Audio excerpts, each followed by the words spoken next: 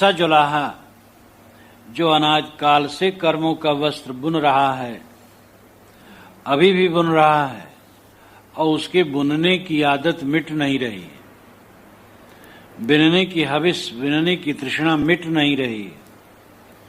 ऐसे जुलाहा का मरम कोई जाना नहीं, अस जुलाहा काहू मरम न जाना। ऐसा जुलाहा जो सब समय कर्मों का वस्त्र बुन रहा है, उसका मरम, उसका रहस्य, उसका भेद कोई नहीं जाना। कोई नहीं जाने मतलब बहुत लोग नहीं जाने, और उसी कर्मपुट में ही उलझे हैं। मतलब जो जीव है वो स्वयं जुलाहा है, कर्म का वस्त्र बुनता है, अनाज काल से बुन रहा, आज भी बुन रहा है, और अपने कर्म प्रपंचों से ऊपर नहीं उठ रहा है। जिन जग आन पसारिन ताना, जिन्होंने जगत में आन नाम आ करके ताना पसारा, कर्मों का जाल फैलाया, जैसे मानो प्रकृति ने धरती और आकाश इन दोनों को गाड़ खदाया हो। गाड़ नाम गड्ढा, गड्ढा खोद करके जहाँ करघा होता है, नीचे गड्ढा होता है, गड्ढे में पैर डाल करके जुलाहा बैठता है और ताना में बाना भरता है। तो धरती और आकाश, प्रकृति ने मानो दो गड्ढे खुदाए हैं। चांद और सूरज को उसने नरी बनाई है। नरी उस लकड़ी को कहते हैं जिसमें सूत लपेटा रहता है, छोटी छोटी लकड़ी होती है, सूत लपेटा रहता है, और दो नरियां होती हैं, दोनों तरफ से वह चलती रहती है और ताना में बाना भरती रहती है। सहस्र तार ले पूरी पूरी, सहस्र में हजारों तार, तारे, सितारे, इनको लेकर के संसार का वस्त्र बुना गया। ये उदाहरण हुआ। धरती और आकाश, पिंड और ब्रह्मांड, शरीर में जो पिंड है और ब्रह्मांड है, कमर के नीचे एक स्टैंड है केवल, ये मशीनरी रखने के लिए, और ऊपर ब्रह्मांड है। वैसे पिंड तो गले के नीचे कहा जाना चाहिए और गले के ऊपर ब्रह्मांड। ये दोनों गड्ढा खुदाया और चांद और सूरज दो नरी बनाया। चांद ईड़ा, सूरज पिंगला।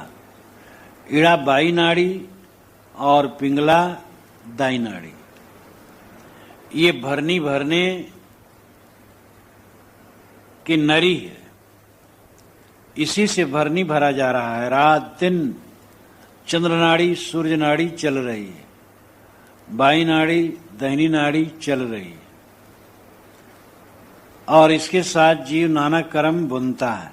सहस्त्र ताल ले पूरी पूरी, सहस्त्र, हजार, हजारों, लक्षणार्थ में असंख्य तार, सूत लेकर के पूरिन पूरी, यानी भरना भरा जा रहा है। अजहू विनय कठिन है दूरी। आज भी ये जीव बुन रहा है और बुनने का काम दूर होना बड़ा कठिन दिखता है। आदत ऐसी हो गई है कि कर्मों के जाल बुनने ही में उसको आनंद आ रहा है। रात दिन उसमें क्लेश भोग रहा है, लेकिन काम वही कर रहा है। अजहू विनय कठिन है दूरी, ये बहुत मार्मिक अंश है। ईश्वर दुनिया बनाता है चांद सूरज लेकर के, ये यहां अभिप्राय नहीं है। जीव जुलाहा है और इसीलिए जीव के कर्मों के अध्यास को लेकर के साहब व्यंग करते हैं कि आज भी ये बिन रहा है और बिनने की आदत इसकी दूर नहीं हो रही। बिनने की आदत दूर होना बड़ा कठिन लग रहा है। एक आदमी को कह दो कि कमरे में बैठो, भोजन देंगे, चुपचाप शांत रहो, कुछ करना नहीं, तो घबरा जाएगा। और उसको कुछ 1000 रुपए दे दो और कहो देखो ये काम कराना है, देगा, लेगा, करेगा, प्रसन्न रहेगा, घबराएगा नहीं। कोई काम क्रिया में प्रवृत्ति ज्यादा होती है, निष्क्रियता में जीव नहीं जा पाता। बहिर्मुख और अंतर्मुख दोनों की जरूरत है। बहिर्मुख हुए बिना व्यवहार का संपादन नहीं होगा और अंतर्मुख हुए बिना कल्याण का संपादन नहीं होगा। इसलिए बहिर्मुखता की आवश्यकता है, किंतु हर समय बहिर्मुख बने रहना ये ठीक नहीं है। अंतर्मुख भी होना चाहिए। अंतर्मुख हो करके सारे संसार को छोड़ करके आत्मलीन हो, ये जरूरी है। लेकिन जो कर्मों का अध्यास है जीव को बैठने नहीं देता, जो विषयासक्ति है उसे बैठने नहीं देती। सारे विषयों की आसक्ति का त्याग करना साधकों को अत्यंत आवश्यक है। देखना, सुनना, खाना, छूना, सोचना, ये सब बंद करना चाहिए। कुछ समय के लिए सब कुछ बंद कर देना चाहिए। यदा पंचावतिष्ठन्ते ज्ञानानि मनसा सह बुद्धिश्चाना विचेष्टत तामाहु परमाम गतिम। जब यदा पंचावतिष्ठन्ते ज्ञानानि, ज्ञान की 5 इंद्रियां जो शरीर में हैं, यदा पंचावतिष्ठन्ते ज्ञानानि, और मनसा सह, मन भी, इतना नहीं बुद्धिश्चा, बुद्धि भी, न विचेष्टत, चंचल न हो, ताम आह परमाम गतिम, उसे कहा जाता है परम गति। ताम, उसे, आह कहा जाता है परमाम, परम, उच्च, गति, स्थित। 5 ज्ञानेंद्रियां, मन और बुद्धि जब क्रिया छोड़ दें, शांत हो जाएं, ये परम गति। लेकिन आदत ऐसी खराब है कि क्रियाशीलता में आनंद आता है। ध्यान में लोग नींद में चले जाते हैं, कुछ असावधानी होती है। भोजन की मात्रा में सावधान अगर न रहे तो नींद आएगी। रात में नींद ठीक से नहीं ली गई है तो भी नींद आएगी। अगर कोई बहुत मेहनत किया है तो भी नींद आ सकती है। भोजन में संयम होना चाहिए। रात में ठीक से नींद ले लेना चाहिए। रात में समय बर्बाद न करें। जो समय है पूरा नींद लेना चाहिए और संतुलन बनाए रखना चाहिए जीवन में। ध्यान के समय खूब सावधान रहना चाहिए। जैसे मन को देखना है, नींद को भी देखना है। मन को देखना है, संकल्प शांत हो, और नींद को भी देखना है, नींद न आए, तंद्रा न आए। तो ये आदत, खाने में मोह, देखने में मोह, सुनने में मोह, दुनिया की चीजों के मिलने में मोह, ये सब मोह छोड़ना होगा। सारा मोह छूट जाना चाहिए, तब अंतर्मुख में स्थित होती है। कहें कबीर कर्म से जोरी, सूत कुसूत विनय भल कोरी। कबीर साहब कहते हैं कि ये जो कोरी है, कोरी जुलाहा, हिंदू बुनकर को कोरी कहते हैं, मुस्लिम बुनकर को जुलाहा कहते हैं। तो कोरी, सूत कुसूत, अच्छा सूत, खराब सूत, इन्हीं अच्छे कर्म बुरे कर्म लेकर के विनय भल अच्छी तरह बीनता, और कर्म से जोरी, अपने को सदैव कर्म से जोड़ करके रखता है। ये जीव रूपी कोरी, जीव जुलाहा, अच्छे और बुरे कर्मों के सूत लेकर के कर्मपट बुनता रहता है, कर्मों का वस्त्र बुनता रहता है और इसी से बारंबार इसे शरीर की प्राप्ति होती है, बारंबार जन्म मरण के प्रवाह में बहता है। ये गुरदरबार जो मिला है, ये जो कल्याण की भूमिका मिली है, सावधानी से साधक को चाहिए कि कर्मों के जाल को काटे,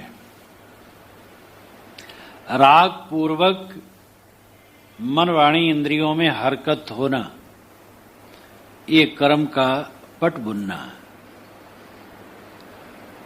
खाना पीना सहज क्रिया करना अनासक्त होकर के कर्म नहीं, ये शारीरिक क्रिया। अनासक्त होकर के जीवन निर्वाह तो लेना होगा और जीवन में कर्म भी जरूरी है। जहां निर्माण है वहीं जीवन है। निर्माण रुका, जीवन रुका। निर्माण का मतलब रचना, गतिशीलता। चरण वै मधुविंदत चरण स्वाद उदुम्बरम सूर्यस्य पश्य श्रेमाणम यो न तंद्रते चरण चरैवेत। ऐतरेय ब्राह्मण में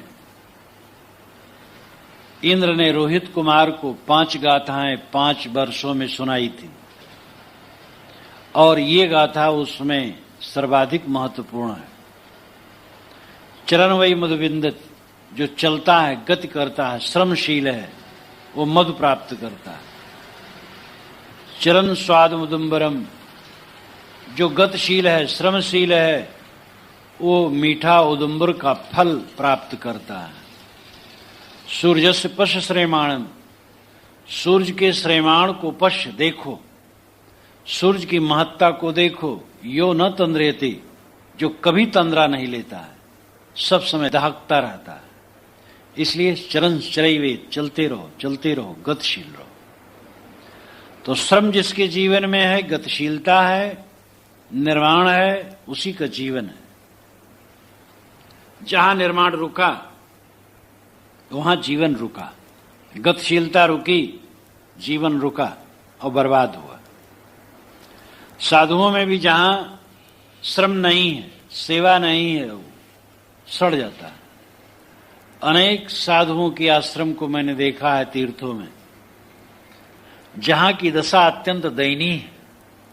धन है, नौकर काम करते, झाड़ू बुहारू तक नौकर करते, बर्तन नौकर मांजते, भोजन नौकर पकाते, साधु कुछ नहीं करते। बिस्तर लगा है कमरे कमरे में, सारी चीजें हैं, दूध दही घी मेवे बंटते रहते हैं, हलवा पूड़ी पकवान भंडारा चलता रहता है, काम कुछ नहीं है और भोजन रोज रजोगुणी। वहां के साधुओं की दशा बड़ी दयनीय हो जाती है। स्वास्थ्य खराब, मन खराब। गृहस्थ अगर वहां आवे तो उनके लिए कुछ प्रेरणा की चीज ही नहीं मिलती और उल्टा, क्योंकि गृहस्थ तो हैं तो रोज कहां पकवान खाते हैं और बैठे नहीं रहते, काम करते हैं। धनी धनी लोग भी काम करते हैं।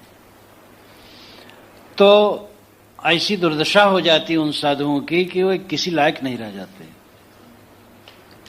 इसलिए साधुओं को चाहिए श्रमशीलता, अपने हाथ से काम करने की जो आदत है बहुत बढ़िया। कई ऐसे मठाधीश समय से आ जाते हैं या साधु, यहां देखते हैं सब काम अपने हाथ, उनको अचरज भी होता और प्रसन्नता भी होती है। एक नवयुवक आया था पश्चिमी भारत का, तो जो यहां देखा सब कि साधु सब पोछा लगा रहे हैं, बर्तन मांज रहे हैं, सब काम कर रहे हैं, उसको प्रसन्नता हुई। कहा महाराज जहां मैं रहता हूं साधु कुछ नहीं करते और यहां इतनी वहां स्वच्छता भी नहीं, भोजन में भी स्वच्छता नहीं है और साधुओं में स्वच्छता तो है ही नहीं। तो निकम्मापन विनाश का साधन है। कर्मों से ऊपर उठना ये विवेक की बात है। कर्मों से ऊपर उठने का अर्थ है कि जो शारीरिक क्रियाएं हैं, जीवन निर्वाह की क्रियाएं अनासक्त होकर के करे, और जो व्यवहार है वो व्यवहार विवेक पूर्वक करे।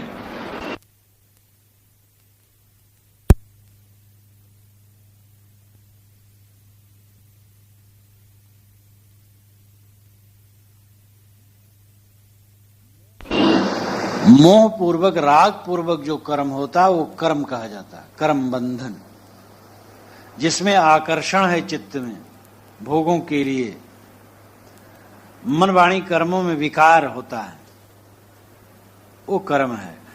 थोड़े में समझ लो कि आकर्षण मन का, राग पूर्वक जो किया गया वो कर्म बंधन है। अबोध राग उत्पत्ति कर्म बोध विराग से नाश, शुद्ध जीव बंधन रहित जन्म मरण तज त्रास, ये विशाल देव ने शांत शतक में कहा है। अबोध और राग से कर्मों की उत्पत्ति होती है।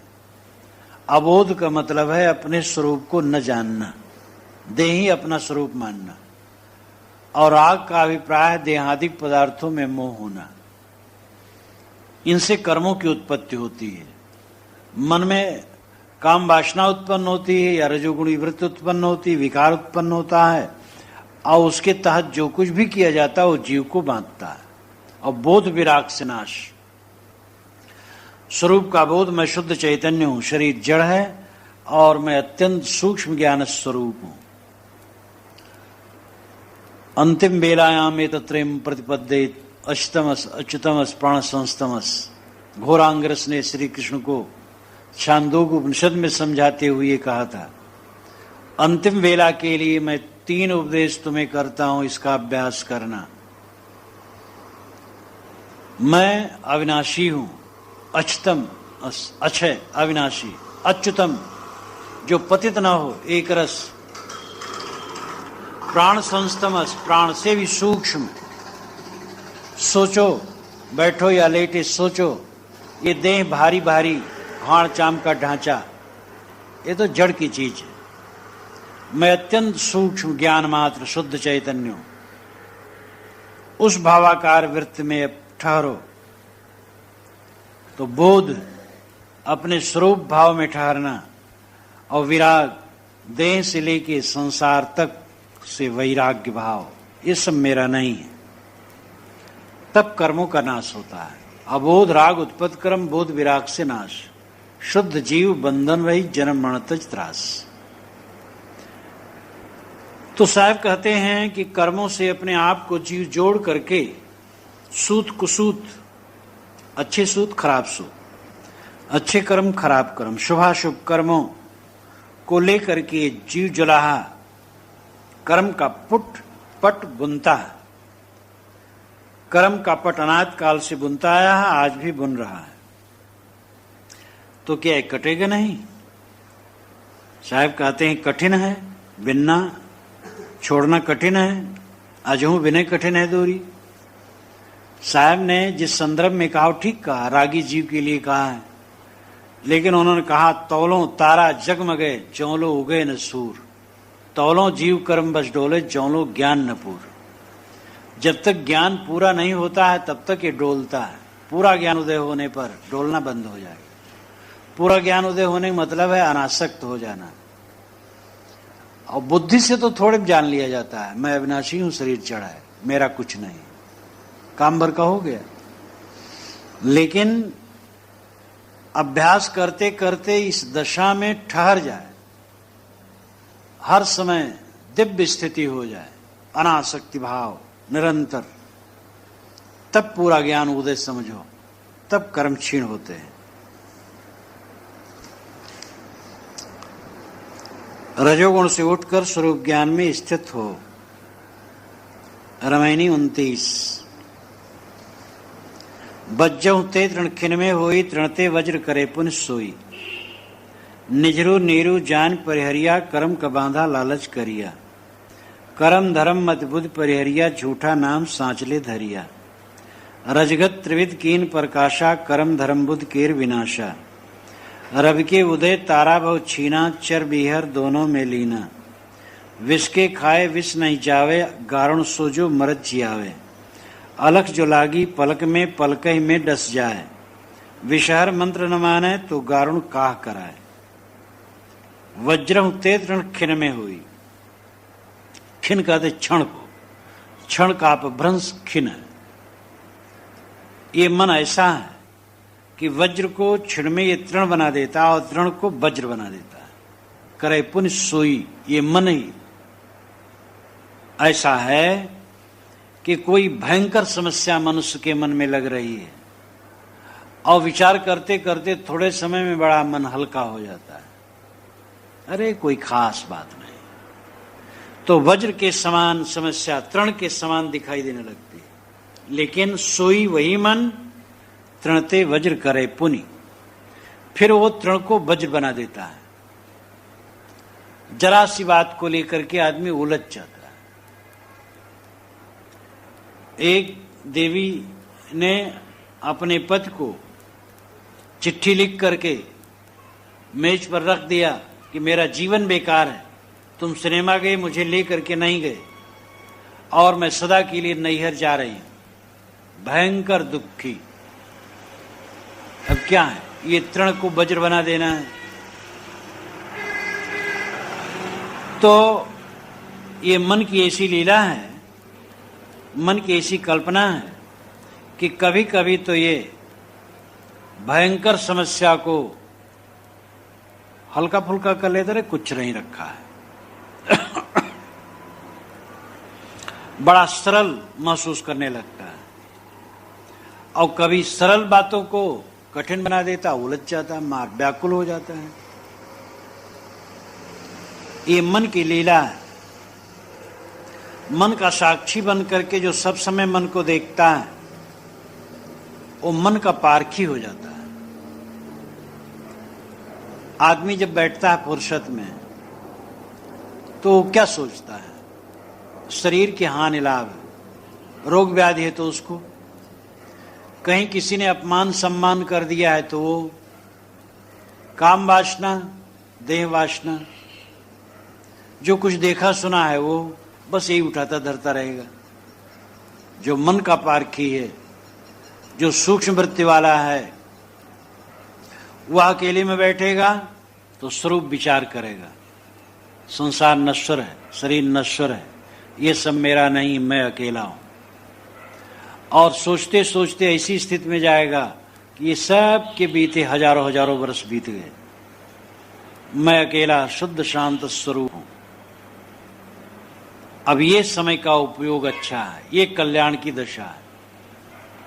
और वही काम क्रोध लोभ मोह याद करना, देह संबंधी चीजों को याद करना, हानि लाभ याद करना, मान अपमान याद करना, जो दृश्य देखे सुने हैं वही वही याद करना, ये विवेक का काम नहीं। मन को परखते परखते, छानते छानते, विचारते विचारते जो मन का सूक्ष्म दृष्टा हो जाता है वही मन को निरस्त कर पाता है। सभी साधक को मन का पारखी होना चाहिए, सब समय मन को परखे। निजरू नीरू जान परिहरिया। निजरू नाम निर्झर प्रपात, जो पानी निरंतर बह रहा हो, प्रपात जो ऊपर से गिरे, तो निजरू जल का प्रवाह, नीरू पानी, जान परिहरिया। विवेकवानों ने ये मन को एक प्रवाह समझ करके इसका परित्याग कर देते हैं। परित्याग कर दिया विवेकवानों ने। विवेकवान मन को एक जल प्रवाह के समान समझ करके इसका त्याग करता है,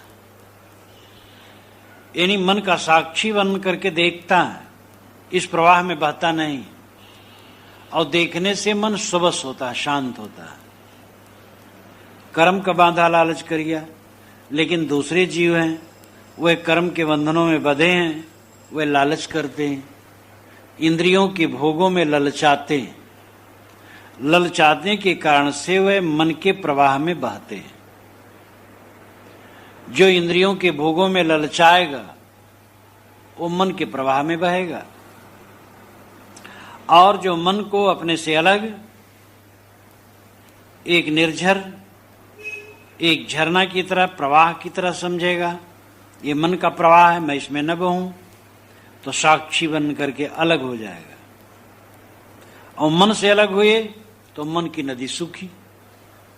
जितने क्षण मन के दृष्टा बनो, मन की नदी सूख जाएगी। और मन में बहो, बस बहते रहो। कर्म धर्म मत बुद्धि परिहरिया, झूठा नाम सांचले धरिया। जो लालच रखते हैं, कर्म के बंधनों में बंधे हैं, वह कर्म धर्म और मत बुद्धि को परिहरिया, परित्याग कर देते हैं। कर्म लोक मंगल का काम, आत्म मंगल का काम, ये कर्म है। ऐसा कर्म वे नहीं करते हैं, स्वार्थिक कर्म में केवल लिपटे रहते हैं। धर्म विश्व के शाश्वत नियम का ज्ञान, ये धर्म का ज्ञान है। और सदाचार से चलना धर्म है। विश्व के शाश्वत नियमों का ज्ञान धर्म है और सदाचार से चलना धर्म है। इसका भी वो परित्याग कर देते हैं। मत बुद्धि, बुद्धि का मतलब है वर्तमान विषय में समीक्षा करने की मानसिक शक्ति, और मत का अर्थ है आगामी विषय में समीक्षा करने की मानसिक शक्ति। बुद्धिस्तात काल की गेया मत रागामी गोचरा, बुद्धिर नौनो उन्मेष शालिनी प्रतिभोच्यते। बुद्धिस्तात काल की गेया, तात्कालिक विषयों का ज्ञान करना बुद्धि का लक्षण है। तात्कालिक विषय जो सामने है उस पर निर्णय कर लेना, यह बुद्धि का लक्षण है। तात्कालिक विषय पर निर्णय न कर पाना बुद्धि का लक्षण नहीं। मत आगामी गोचरा, मत का लक्षण है जो आगामी गोचर हो, आगे के विषय में समझ ले, जो मैं करने जा रहा हूं उसका परिणाम क्या होगा। तो आगे के विषय में समझ लेना, समीक्षा कर लेना, ये मत का लक्षण है। बुद्धिर नौनो उन्मेष शालिनी, बुद्धि में नए नए उन्मेष का उदय होना, अनुभव का उदय होना, ये प्रतिभोच्यते, प्रतिभा कही जाती है। प्रतिभावान वह है जिसमें नए नए उन्मेष पैदा हो, नए नए अनुभव पैदा हो। तत्व धारणा शक्ति, तत्व ग्रहणी शक्ति, कल्पना शक्ति और अभिव्यक्ति शक्ति, ये चार शक्तियों से संबलित मन प्रतिभावान माना जाता है। वस्तुओं को यानी ज्ञान को ग्रहण करने की क्षमता, संसार वही है, लेकिन उसी संसार में प्रतिभावान सर्वत्र ज्ञान ग्रहण करते हैं। अनाड़ी आदमी खाता जीता कुछ नहीं ग्रहण कर पाता है। पुस्तकें हैं, पुस्तकें लोग पढ़ते हैं। विवेकवान उसी में सार ले लेते हैं, सार छोड़ देते हैं। अविवेकी आदमी कुछ भी समझ नहीं पाता, सब कुछ मान लेता है। तो तत्व ग्रहणी शक्ति हो जिसमें, और तत्व धारणा शक्ति हो जो ग्रहण किया और धारण हो जाए। कितने लोग पढ़े और भूल गए, जाने और भूल गए। और कल्पना शक्ति हो, मनन पूर्वक उसका विस्तार कर लेना। और अभिव्यक्ति शक्ति, जो कुछ मन में है उसको खुले रूप में साफ साफ कह देना, ये अभिव्यक्ति शक्ति है। ये प्रतिभा के लक्षण है। नए नए उन्मेष उदय होना प्रतिभा के लक्षण है।